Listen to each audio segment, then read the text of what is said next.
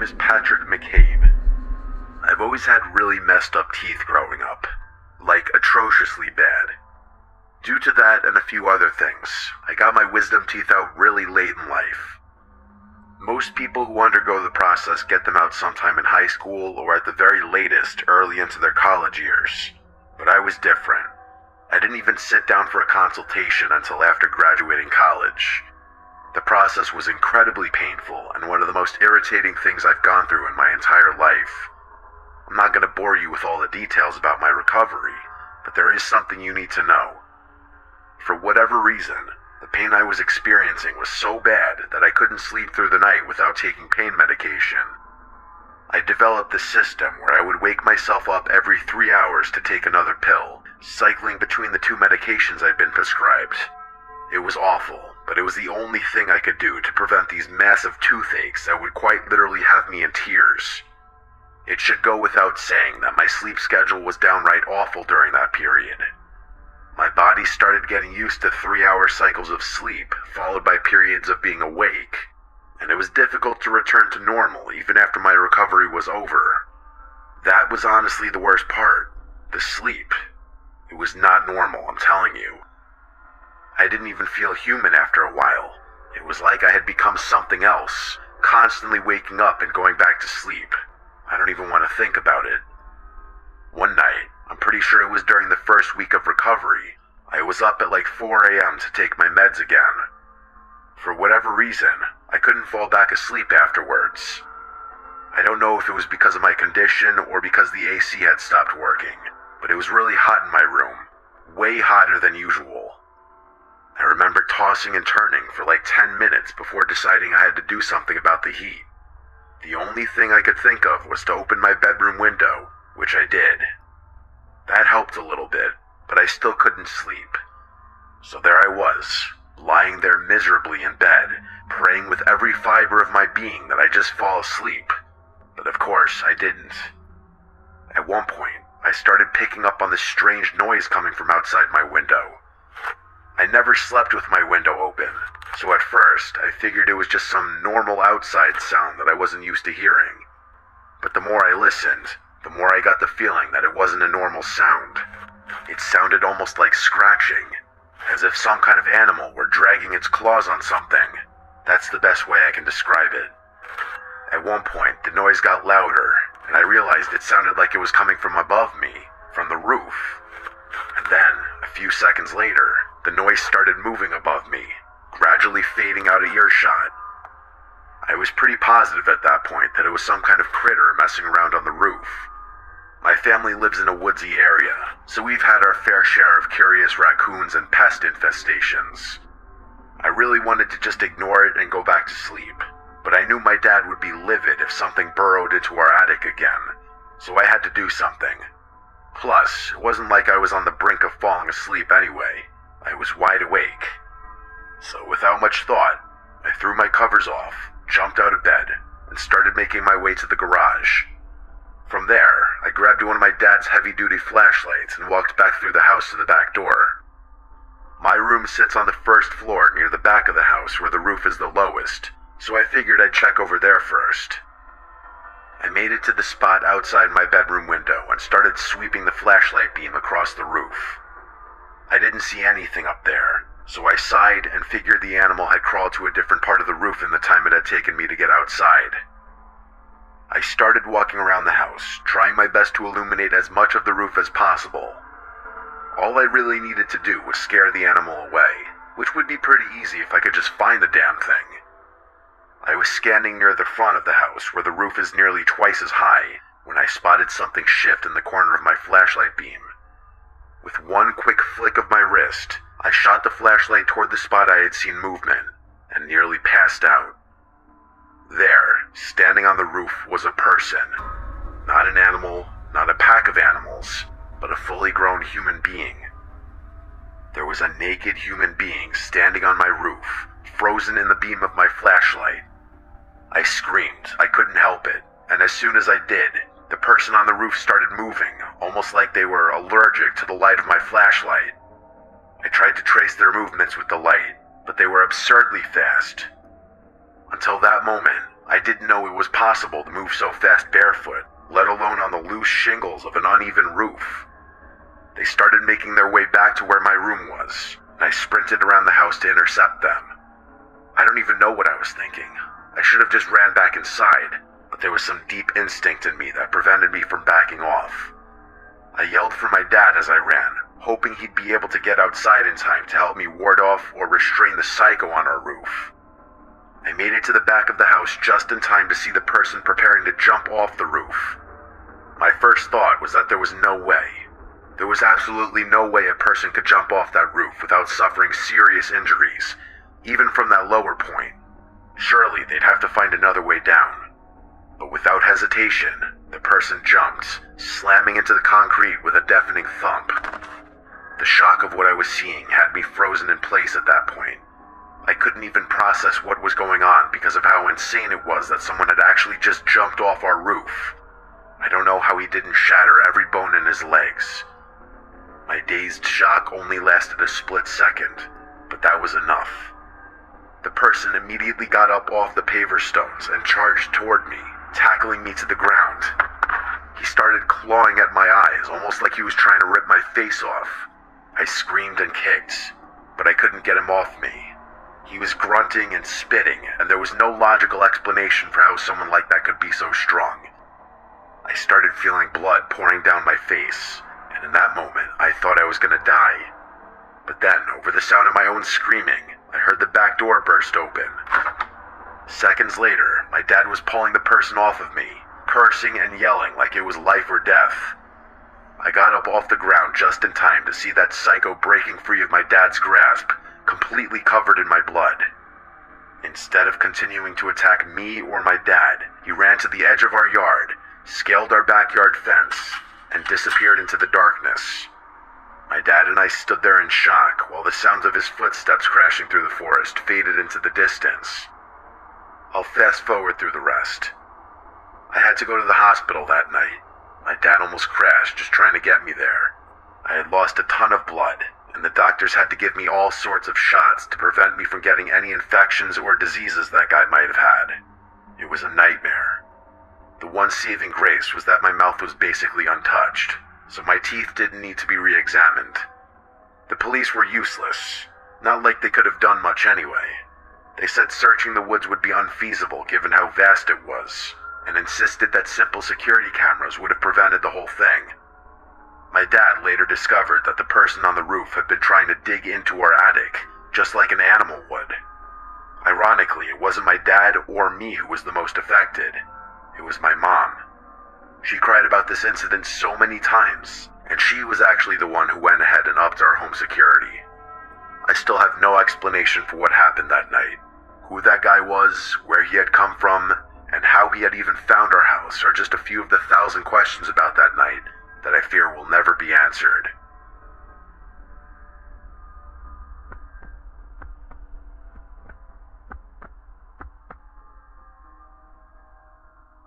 My house is a very unique design. Well, I call it unique, but I bet a lot of people would call it weird instead. And actually, they have. The vast majority of friends I've hosted have all said so, even a handful of girls I've snuck in while my parents were away. As much as I'd love to make things easy for myself and just attach a bunch of photos of the house, I don't think my parents would appreciate that too much. So instead, I'll just tell you the important details. As it pertains to the story, there's really only one you need to know.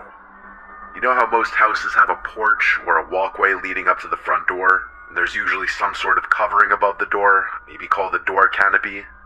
Well, my house basically has a covered hallway that you have to walk through before entering the actual interior. Imagine your own front door, part of the house on either side, and then push the front door entrance back, into the house so to speak. It's essentially like walking in between two parts of the house without even being inside. This is all to say that my bedroom is on the first floor, right next to the external hallway that leads to the front door. If I stand up and look out the window next to my bed, I can actually see anyone standing at the front door, but they'd have their back to me. Hopefully that description makes sense. I developed a habit at a really young age of peeping out that window whenever a delivery person or guest would ring the doorbell. It was was like having a little hidden camera that I could use to check who was there before stepping in full view of the door.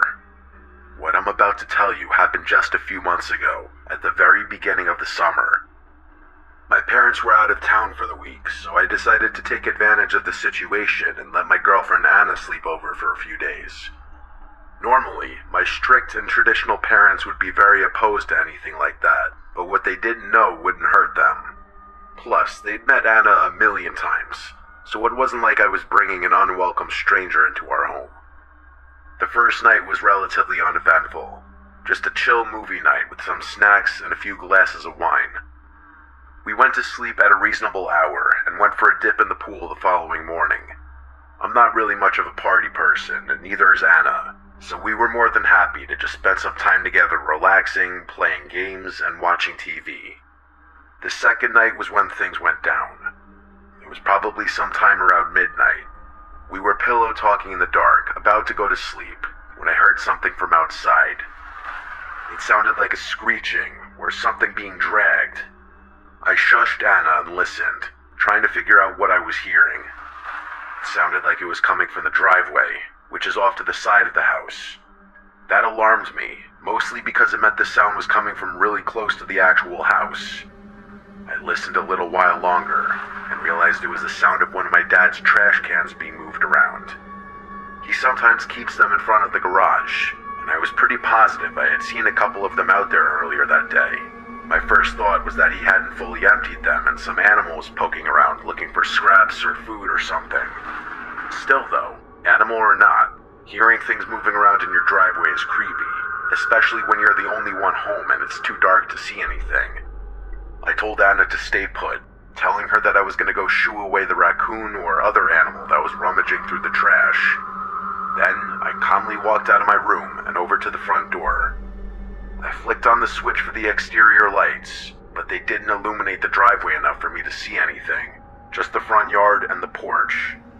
So, reluctantly, I opened the door and walked outside, hoping my presence would be enough to scare off whatever was out there. I stood on the porch for a few seconds, waiting to hear scampering or see an animal run across the yard, but nothing happened. In fact, even the sound of the trash can had stopped. I figured there was a slim chance that whatever had been there had already run away, but concluded it was unlikely since I had been watching and listening the whole time. So even more reluctantly, I clicked on my phone flashlight and started walking down the front steps toward the driveway. As I got closer, I realized that one of the trash cans had indeed been messed with. Two of them were sitting against the garage door, but one of them was completely overturned, with its contents scattered across the driveway. I groaned, knowing I was going to have to clean up the mess. I should mention that I didn't see anything out there, even after approaching, so I figured the animal had slunk away without me noticing. Just to be completely sure, I shined my flashlight all around the trash cans, but there was still nothing there. So that confirmed it. Without much more thought, I started picking stuff up from the driveway and throwing it back in the trash can. After I finished with that, I went back inside, opened the garage door, moved the trash cans inside, and locked it. I didn't want to run the risk of something returning later and waking me up. Then I went back to bed. Anna was still awake, but barely. I could tell she was about to fall asleep, so I gave her a gentle kiss on the forehead and tried to get comfortable on my side of the bed without disturbing her too much. I was in that in-between phase of consciousness and unconsciousness, where you're half dreaming but can pull yourself out of it if you concentrate, and that's when I heard something. This gentle tapping noise, like metal on glass. I was convinced it was part of the half-dream I was having, but something about it was just the slightest bit too unsettling. So instead of succumbing to exhaustion and drifting off into sleep, I opened my eyes and looked around the room. Sure enough, the tapping sound didn't stop. I froze. It hadn't been in my own head. It was coming from somewhere in the room. I didn't move a muscle. I just listened, trying to pinpoint exactly where it was emanating from, or even what it was. After a few seconds, I realized it wasn't coming from inside the room at all, even though it sounded so clear. That could only mean one thing, though. It was coming from just outside my window. I forced myself out of bed, stood up slowly, and peeked behind the curtain of my bedroom window. In the minimal light from outside, I could see the outline of a person standing at the front door, with their back to me. It was terrifying. I looked for a little while longer, and realized they were lightly tapping on the glass over and over and over again, as if expecting someone to answer the door.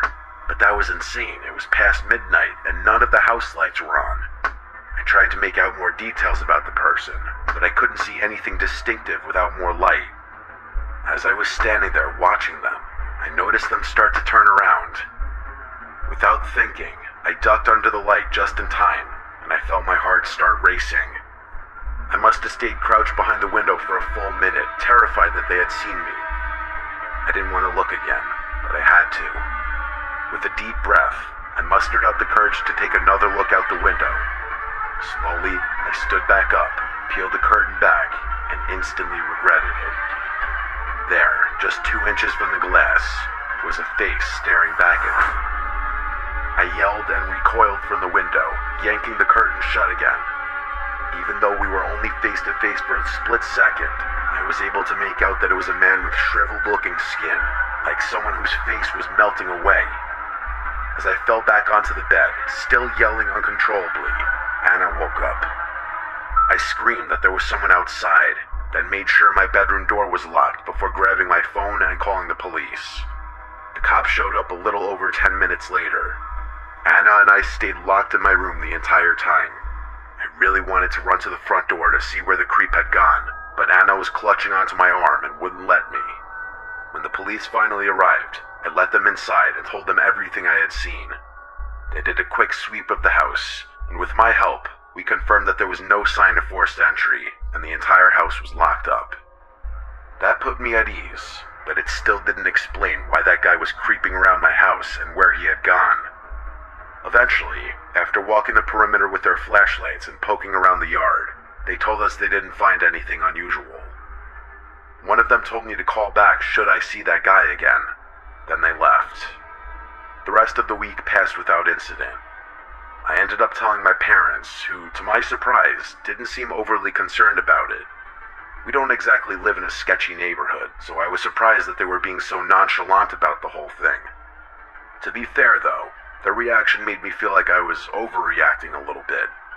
I mean, what had really happened? Some homeless guy had crept around our house? The more I thought about it, the more I realized I was making a big deal out of nothing.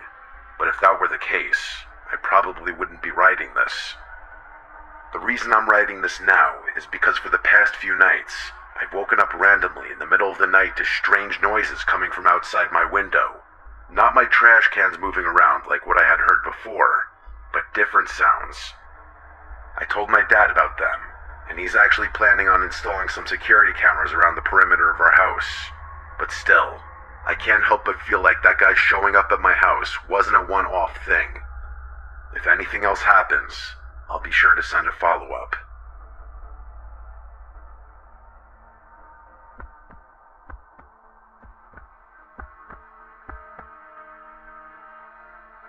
What you're about to hear is an experience that nearly made me lose my mind. It's still something that I think about quite often, if I'm being honest, but I've been able to recover a bit in the months since it's happened. The whole story is pretty quick, so I'll get right into it. I'm a single guy in my mid-30s. I live alone with no pets in a small one-story house. The house is really modest. 1 bedroom, 1 bathroom, a living room, kitchen, dining room, and a tiny garage. That's it. Life is fantastic. Because of my profession, I can work on my own time and don't have to answer to anyone, whether that be a girlfriend, a parent, or an employer. Freedom has always been an imperative part of my life, so I've done my best to maximize it wherever possible. I know a lot of people are different, and a lot of people might actually judge me for my, quote, immature lifestyle, but everyone has different priorities and preferences, so as long as no one judges me, I won't judge them. The excess freedom is definitely tethered to its own set of drawbacks, though. I've developed some bad habits that I'm sure some people would frown upon. One of them is my sleep schedule, which is god-awful. For some reason, I'm most productive at late hours of the night, so I often find myself staying up until dawn and sleeping into the afternoon. It's just how my body functions, and until I'm absolutely forced to, I don't see a reason to change anything. I was up really late one night. I'm talking past 3 a.m. late. I was sitting at my desk, getting some work done on my computer. I was in the zone, not even listening to music. Imagine yourself at peak hours. That's the kind of groove I was in. The room was dead silent, and I was alone with my thoughts, the sound of my keyboard, and my work. And then, bam, out of nowhere, the silence was interrupted by the sound of footsteps pounding down the hallway towards my bedroom, followed by 3 or 4 bangs on the bedroom door. Like deafening bangs, the type of bangs you'd expect the police trying to barge into a drug den would make. I shot up from my chair so fast I banged my knee on the desk and knocked my monitor over. I was just so shocked, it caught me completely off guard. Just imagine being in your own house at 3 a.m., alone, and complete silence just gets interrupted by banging on your door. It was, and still is, the most terrifying thing that has ever happened to me. Standing up was a pure reaction. I was completely frozen after that.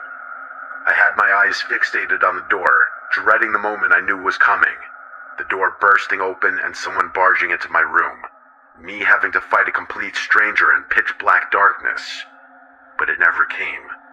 I didn't hear anything else, not even the sounds of footsteps retreating from the door. It was like I had imagined it, but I was 100% positive I hadn't. I don't know how long I stood there, but I physically could not force myself to move. It was like sleep paralysis, except I hadn't been dreaming. And then, finally, I heard the sounds of footsteps quickly walking back down the hall.